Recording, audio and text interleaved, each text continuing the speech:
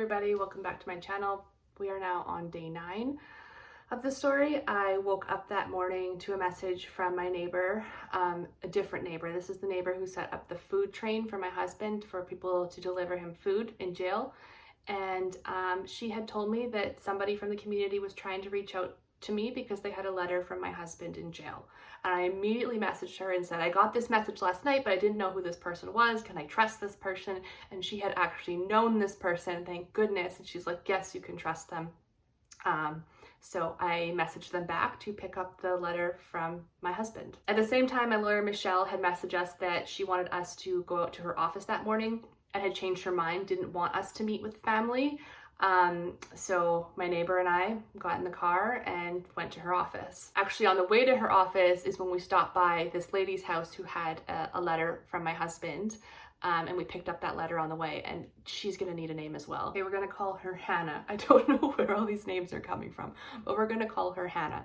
So it turns out that Hannah is the wife of the man who is my husband's jailmate, cellmate, the man who speaks English, who I mentioned a few videos back. She is the wife, and so she had a way of basically getting notes back and forth through the jail, which is still crazy to me. I'm very thankful for it, but still wildly crazy to me. His note was actually in really good spirits. I still have all the notes that we ended up sending back and forth, but I remember it being a very positive note. And in that note, he was also telling me how to get notes back and forth myself, which at the time I was not entertaining at all. I did not want to be the one to get caught sending notes, but it comes into play later on. And while we were driving to Michelle's office, my neighbor Brian, who was in the car with us, actually knew the reason this guy was in jail, and was able to fill me in on the story. So I knew that, you know, the reason that he was in jail, and I felt much better about the situation. So on the way to Michelle's office, that's when I got a message from Rose with the time and the location of where she wanted us to meet. And so I immediately messaged Michelle because we were driving, and she said, don't respond right now, which panicked me because the last thing I wanted to do was leave her on red, but luckily it was only a 30-minute car ride.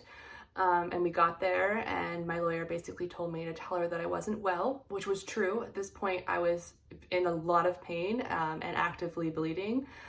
But yeah, she just told her, tell her that you're not doing well, and that like you'll meet another day.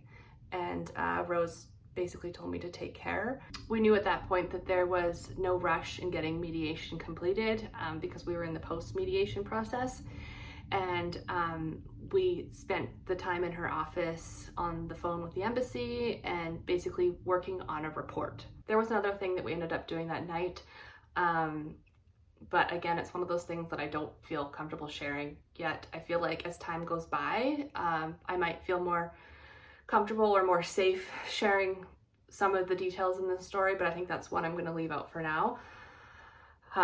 But that's basically what went on that day. And the next day was Tuesday, day 10. At this point, I was not really getting any sleep. My colitis was ramping up. The flare was ramping up really, really, really fast. And I was up all through the night at this point in incredible amounts of pain. And the next morning, I think it was around 6 a.m. is when I got a message from my neighbor, Brian, who had been contacted by the other neighbor in charge of the food train for my husband, that whoever went to drop off breakfast that morning to my husband was told that he was no longer there. He had been moved jails from our town to the town 30 minutes away. I immediately panicked because I had no idea. I'm sure he had no idea. Nobody had told us that he had been moved. He is now 30 minutes away, and the breakfast hour is over. And again, we didn't know what was happening. So we immediately called Michelle, who told us to meet at that police station as soon as possible. Again, there's many mornings where you just wake up and suddenly stuff changes and you just have to get in the car and go. So luckily my neighbor, Brian, who is amazing, picked me up and we drove straight to the police station. That's the first time I had been to the police station in the next town over. It's a much larger police station. I remember we were all sitting in the waiting room trying to wait for the police to talk to the police, and I was just in so much pain and running back and forth to the bathroom and really not doing well. And that's the first time that Michelle and Brian were really seeing me at the worst. I mean, it did get a lot worse, but like in a really bad spot. The police chief was going to be a little while, basically. We couldn't see him right away. So I remember Michelle and Brian trying to convince me that I need to go see a doctor.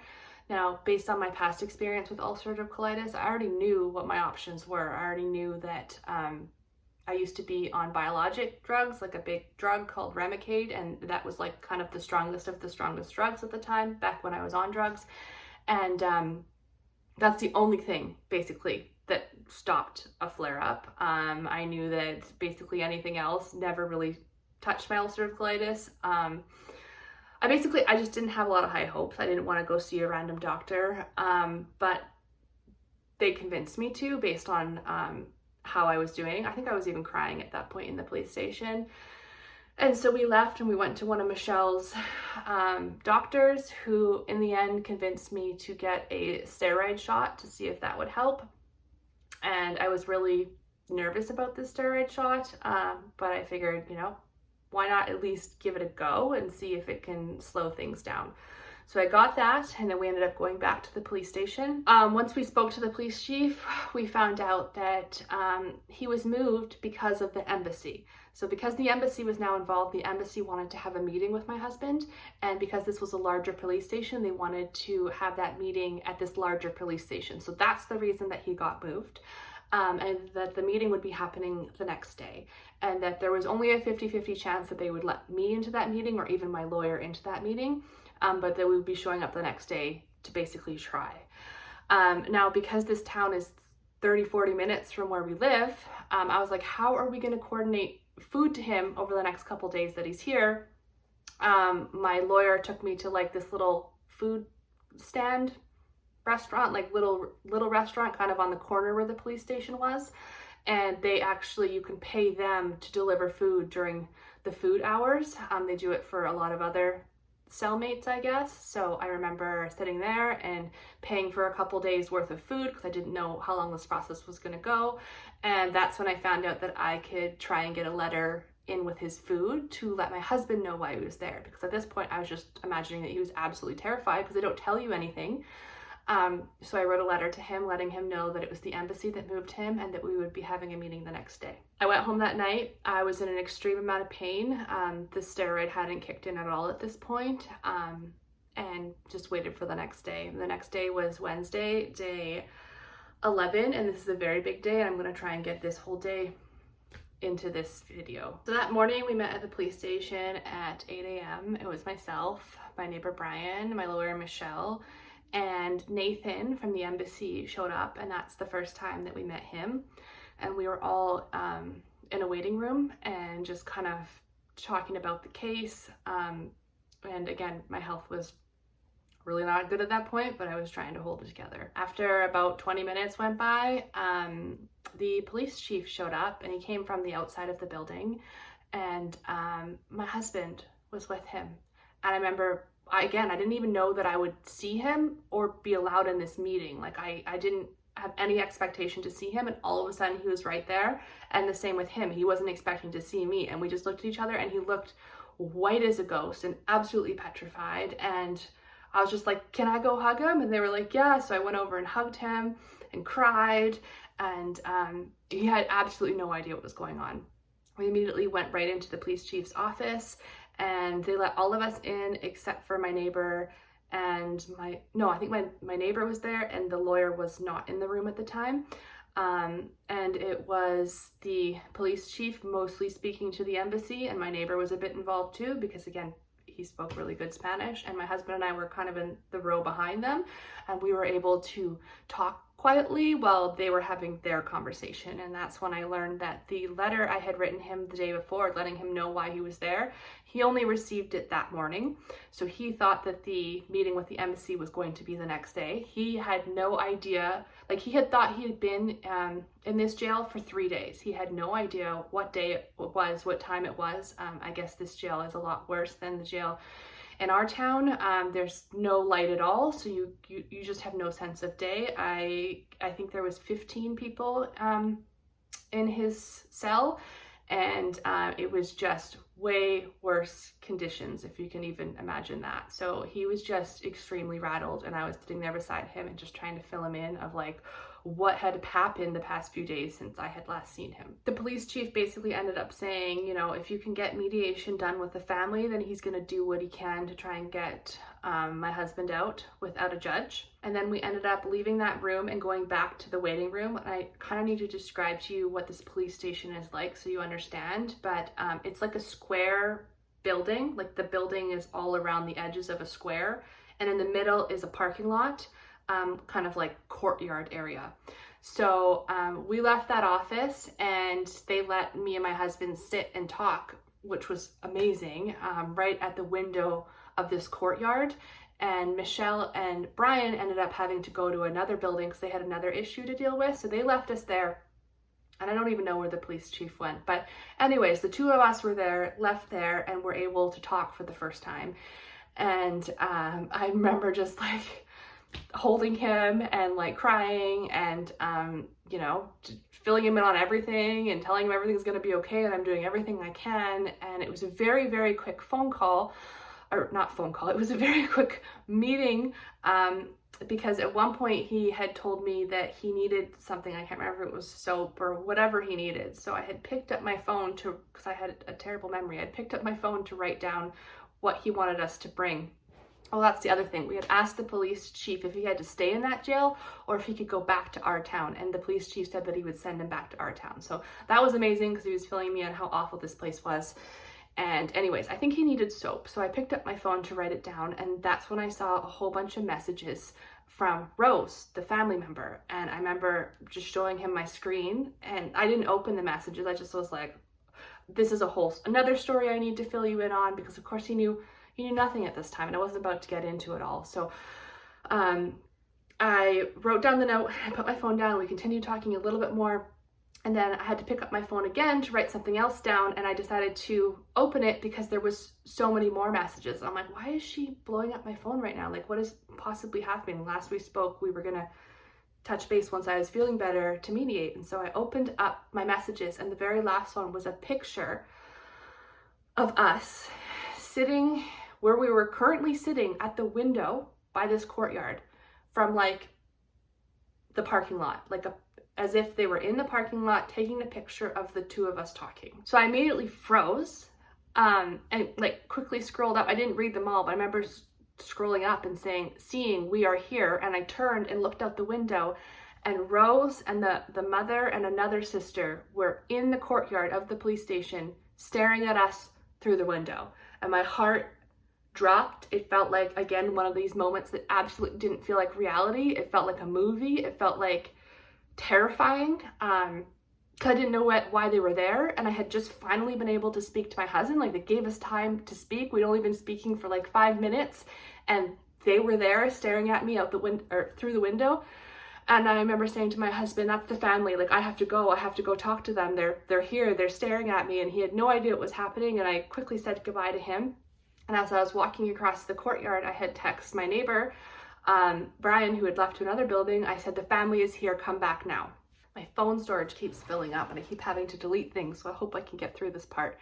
But I walked over to the family and they were extremely angry. They're basically like, "Why haven't you contacted us? Why aren't we mediating?" And I was like, "I want to mediate. I was gonna contact you as soon as I got out of here. This is the first time I got to see my husband. Like, I'm like, they finally just let me see him. Of course I want to mediate." And immediately they calmed down. I found out after the fact later that day that basically the reason they were so angry is because they knew somebody in the police station who saw us there and alerted them that we were there, and basically told them that they thought we were somehow getting my husband out of jail without having to mediate. So they were there to try and stop it because they thought that we weren't going to have to pay the family and that we were somehow going to get him out without doing that, which is absolutely not the case at all. But that's why they were there when I was there, and that's why they were so angry. I also told them that I wasn't doing well at that point, which was very much the truth. I was doubled over. I wasn't walking well at this point, but also just reassured them that I absolutely wanted to mediate. And she's like, when? And I'm like right now if we can. And I said to her, but when you sent me that photo of that number that you wanted, it honestly freaked me out because we don't have anywhere near that amount of money. And I don't know what to do from here. And that's when she said, okay, well, actually we can do, and it was like half the amount of money. This was still a very large amount of money. And I was like, I don't think I can come up with that money. And so we were kind of we were talking back and forth about numbers, and we came to a number that I knew I could borrow from people basically and get to that number, and I was willing to do anything for my husband at this point. And so we had come to a number. This is when my neighbor Brian showed up. He came back from whatever building he was at, and he looked shocked to see them there, and I quickly filled him in, like, you know, we talked about numbers, we've come to a number, and he was like, okay, great. And then, you know, we both asked how the mother was doing, and we just had normal conversation. And at this point, I think he had called Michelle, the lawyer, to come back because we had come to a number agreement. This conversation went on for a very long time. We were standing out in the courtyard for a very long time. My lawyer, Michelle, came back at one point and was talking to them, and she's like, I respect that you don't want to work with a lawyer, and that's okay. She recommended that they also get their own lawyer as well. I'm losing my voice. That they get their own lawyer as well, but that it was totally up to them. And then she was kind of telling them the next steps to like get this mediation done. If we've come to a number, they still need to bring in paperwork, like proving that they're the family, and like the police station still needs a bunch of stuff from them. And at this point, I noticed that they had brought my husband out of that waiting room, and he was in the back of a police pickup truck across the parking lot in a different direction. And I remember seeing him, and I think I must have waved to him or something, and the mother said to me, go say goodbye. She let me go say goodbye to my husband, so I ran across the parking lot and gave him a hug in the back of the police truck, and I said, that's the family. And I was quickly trying to fill him in on what's going on, and you know, he was in the back of the pickup because they were going to bring him back to the town that we lived in, back to that police station. And it was just the most emotional goodbye, but I was so grateful in that moment that the mother let me go say goodbye to him. And it was very quick, and I ran back over to the family, and then things wrapped up with my lawyer, and like she told them what they had to do, and so we were just kind of saying goodbye. And at this point, Rose, the daughter, was off to the side, kind of speaking on the phone. And I wasn't sure what that was about, but when she came back, she basically let us know that she had consulted with a lawyer. And that lawyer told her that if we don't have that amount of money right now, that we can do it in like payments. And my lawyer, or not my lawyer, my neighbor Brian was like, but I thought you guys came to a number. And I said, we did come to a number. It's this number. And she said, yeah, but we might want more. And so if you can't get this amount of money right now, you can pay us this now, and then you can pay us basically double that in a month or so. And I was kind of like, no, we didn't, like, I don't physically have that amount of money. This is already more money than I personally have. And at that point, she was like, okay, like, that's fine then. It was just, that's the first moment where I got a sense that I don't think she's going to be happy with it. Like, I thought we had come to a number, but because she was then asking for like split payments, it just made me realize that that might not be the end number. So anyways, we ended up saying goodbye to them. They knew what documents that they had to bring in, and when I left, I was filling Brian in on like what happened, and he was like, that was so weird that she's talking about payments when you guys already came to an agreement. I said, I know. And at that point, I opened up my messages, because again, I never really read her messages. I just saw the picture of us and like saw the message above it. So I went back and read it. I'm not going to read them here.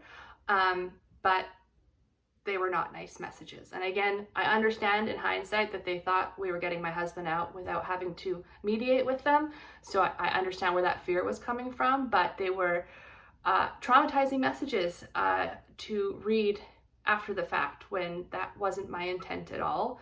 And that just gave me a whole different perspective on dealing with Rose. So that day when I got home was when Harrison's parents arrived in the country.